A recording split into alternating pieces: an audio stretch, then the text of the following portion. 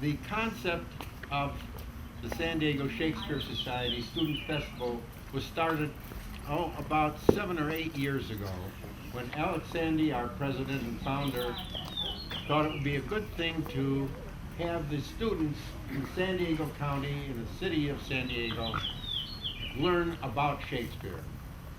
Not just how to emote or to recite, but to learn about Shakespeare. We thought it would be a good thing for the students not only to learn about Shakespeare, but to have an opportunity to present what they have learned at a festival. And so 5 years ago, we started our first student festival in Balboa Park. Each school presents 10 minutes of text, a monologue, whatever they want to do, a collage. And I go in there, and at first it was to observe, and then I remember asking one teacher, do you mind if I work with this group a little bit? And they said, no problem. And as an acting coach and an actor, I love working with kids and helping them get an understanding. And the thing is, it's relevant. And you know, working with middle school kids, high school kids, we all know them. Their main question is, how is it relevant to me? I mean, even though they're not saying it, they need to know that. And if they don't find that, then, you know, it's all Greek, right? It's, no offense. Yes. So what I do is I go in and work with those students.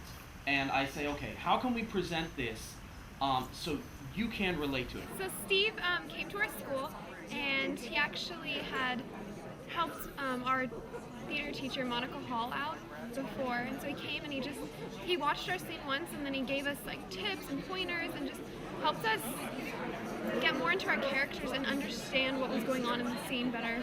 And it turned out good. With my particular theater troupe, what Steve Lipinski came in is like they said, he watched our scene once.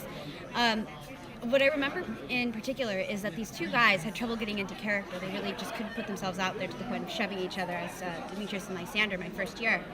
And so Steve Lipinski just got up in their faces and he was like, I just kissed your girlfriend. I'm after your girlfriend. What are you gonna do? What are you gonna do? And like he just got like so into character, as modern as it could be, and then made them use the Shakespearean language, and it was just this beautiful like onslaught of impressiveness.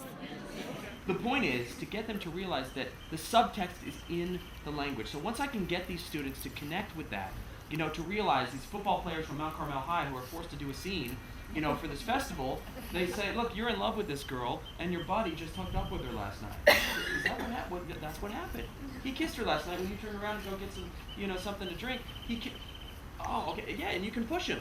Like, let's work this out. And so they start to love the language. They start to become empowered. You can go in and teach Othello to a group without even mentioning the plot yet. Just say, here's a man who's in love with this amount of power, and he didn't get it. And you know, so that's what I find myself. I have a lot of energy, as you can see, and I go into these schools, and I have a blast. And the pride I take with working with the Shakespeare Society is that we do provide this for free.